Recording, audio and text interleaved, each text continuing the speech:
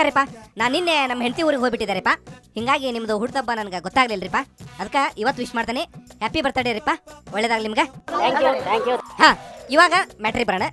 ಏನು ಮ್ಯಾಟ್ರ್ ಅಂದ್ರೆ, ಅಲ್ರಿ ನೀವು ಈ ಉಪಮುಖ್ಯಮಂತ್ರಿ ಆಗ್ಬೇಕಂತ ತುಂಬಾ ಪ್ರಯತ್ನ ಮಾಡಕತ್ತೀರಂತಲ್ರಿ, ಹೌದನ್ರಿಪ್ಪ?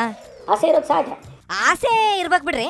ಅಂದ್ರೆ ಬರೀ ಉಪಮುಖ್ಯಮಂತ್ರಿ ಆಗ್ಬೇಕಂತ ಆಸೆ ಅಷ್ಟ ಇತ್ತು, ಅಥವಾ ನಾನು ಮುಖ್ಯಮಂತ್ರಿ ಆಗಬೇಕು ಅಂತಿದ್ದೆ. ಆದ್ರೆ ಅದು ಆಗ್ಲಿಲ್ಲ, ಯಾಕಂದ್ರೆ ನೀವು ಸೋತ್ ಬಿಡ್ರಿ. ಹೋಗ್ಲಿರಿಪ್ಪ, DCM ಆಗೋಕ್ಕೆ ಏನೆಲ್ಲ ತಯಾರಿ ಮಾಡಕೊಳಕತ್ತೀರಿ ಹೇಳ್ರಿ. ಅದಕ್ಕೆ ಬೇಕಾದಂಥ ರಣನೀತಿಗಳನ್ನೆಲ್ಲ ಮಾಡ್ಕೊಳ್ತಾ ಇದ್ದೇವೆ. ಓಹೋ, ಹೌದು. ಮುಂದೆ ನಮ್ಮ ಹಿರಿಯ ಸಚಿವರುಗಳನ್ನ ಮಾಡ್ಕೊಳ್ಳೋದಕ್ಕೆ ಏನೆಲ್ಲ ಪ್ರಯತ್ನ ಮಾಡಬೇಕೋ ಮಾಡ್ಕೊಳ್ತೀವಿ.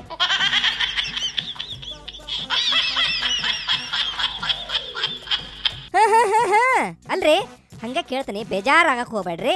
ಈ ಪ್ರಯತ್ನ ನಿಮಗೆ ತಪ್ಪು ಅನಿಸ್ತೈತೋ ಇಲ್ಲೋ? ಇಲ್ಲ, ನಾನೇನು ಯಾವುದನ್ನು ತಪ್ಪು ಅಂತ ಅನ್ಕೊಳ್ಳೋದೇ ಇಲ್ವಲ್ಲ. ಹೌದ್ರಾ? ಹಂಗಿದ್ರೆ ಓಕೆ ಬಿಡ್ರಿ. ಅಲ್ರಿ ಇನ್ನೊಂದು ಕೇಳ್ತೀನಿ, ಹಂಗ ಸುಮ್ಮನೆ ಜನರಲ್ ಆಗಿ ಕೇಳ್ತೀನಿ, ನಿಮಗೆ ತಪ್ಪು ಅನ್ಸೋದು ಯಾವುದು? ಯಾವುದನ್ನ ತಪ್ಪು ಅಂತ ಅನ್ಕೊಳ್ಬೇಕು? ಯಾವುದೋ ಒಂದು ಕ್ರಿಮಿನಲ್ ಆಕ್ಟಿವಿಟಿ ಮಾಡಿದ್ದಾರೆ ಅಂಥದ್ದು ಮಾತ್ರ ನಿಮಗೆ ತಪ್ಪು ಅನಿಸ್ತೈತಿ. ಆಯ್ತು. ಅಲ್ರಿ ಹಂಗಿದ್ರ ನಿಮ್ಮವರ ಬಂದು ನನ್ನ ಮುಂದೆ ಹೇಳಿದ್ರು ಒಬ್ಬೊಬ್ರು, ನೀವು ಹಿಂಗೆಲ್ಲ ಪ್ರಯತ್ನ ಮಾಡಕತ್ತಿರೋದು ಭಾಳ ತಪ್ಪು ಅಂತ. ಕೆಲವರಿಗೆ ನನ್ನ ಕಂಡ್ರೆ ಭಾಳ ಇಷ್ಟ, ಅದಕ್ಕಾಗಿ ಇಂಥವೆಲ್ಲ ಮಾಡ್ತಾರೆ.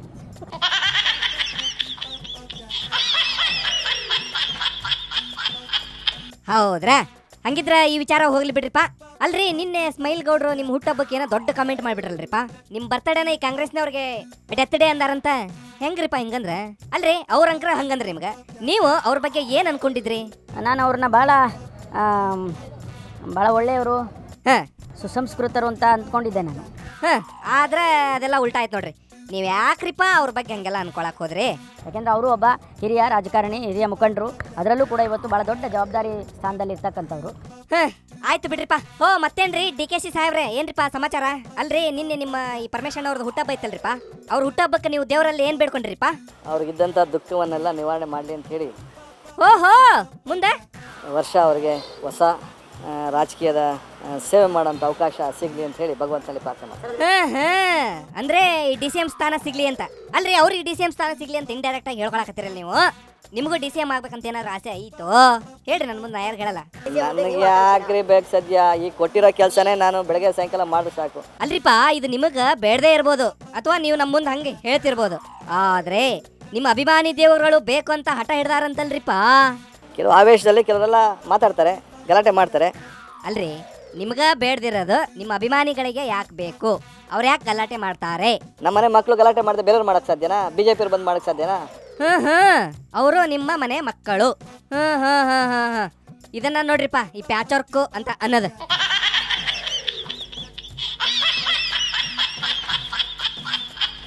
ಈಶು ಅಂಕಲ್, ಏನ್ರಿ ಅಂಕಲ್ ಇದು ಗಲಾಟೆ? ಈ ಕಾಂಗ್ರೆಸ್ನವ್ರದ್ದು ಬರೀ ಸೀಟ್ ಬಗ್ಗೆ ಗಲಾಟೆ ಆಯ್ತಲ್ರಿಪ್ಪ, ಏನ್ರಿ ಇದು? ಆಕಸ್ಮಿಕವಾಗಿ ಮನೆ ಮುಖ್ಯಮಂತ್ರಿಗಳು ಊಟದ ಸಂದರ್ಭದಲ್ಲಿ ಸಿಕ್ಕಿದ್ರು. ಹೌದಾ? ಏನಂದ್ರಿಪ್ಪ? ನಿಜಕ್ಕೂ ನನಗೆ ಆಶ್ಚರ್ಯದ ರೀತಿಯಲ್ಲಿ ಅವ್ರು ಹೇಳಿದ್ದೇನು ಅಂತಂದ್ರೆ, ಆ ಜಾರ್ಜ್ ಗೃಹ ಮಂತ್ರಿ ಅಂತ ಹೇಳ್ಕೊಳ್ಳೋದಕ್ಕೆ ಮುಖ್ಯಮಂತ್ರಿಗಳಿಗೆ ನಾಚಿ ಆಗಿ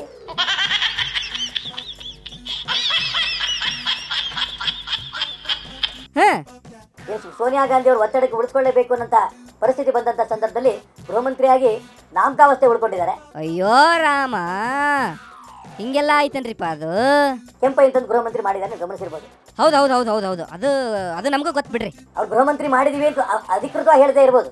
ಆದ್ರೂ ಈ ಕೆಂಪಯ್ಯ ಅವರೇ ಗೃಹ ಮಂತ್ರಿ ಏನ್ರಿ? ತುಂಬಾ ಸ್ಪಷ್ಟ, ಈ ಗೃಹ ಮಂತ್ರಿ ಸಂಪೂರ್ಣ ವಿಫಲರಾಗಿದ್ದಾರೆ ಅಂತ ಮುಖ್ಯಮಂತ್ರಿಗಳಿಗೆ ಗೊತ್ತಾಗಿದ್ದಕ್ಕೋಸ್ಕರ ಕೆಂಪೈ ಅಂತಂದಲ್ಲಿ ಹಾಕಿರೋದು. ಅಲ್ರಿ ಮತ್ತಿಷ್ಟೆಲ್ಲ ಆಗ್ತಿದ್ರೆ ನೀವು ಯಾಕ್ರಿ ಸುಮ್ಮನೆ ಇರ್ತೀರಿ?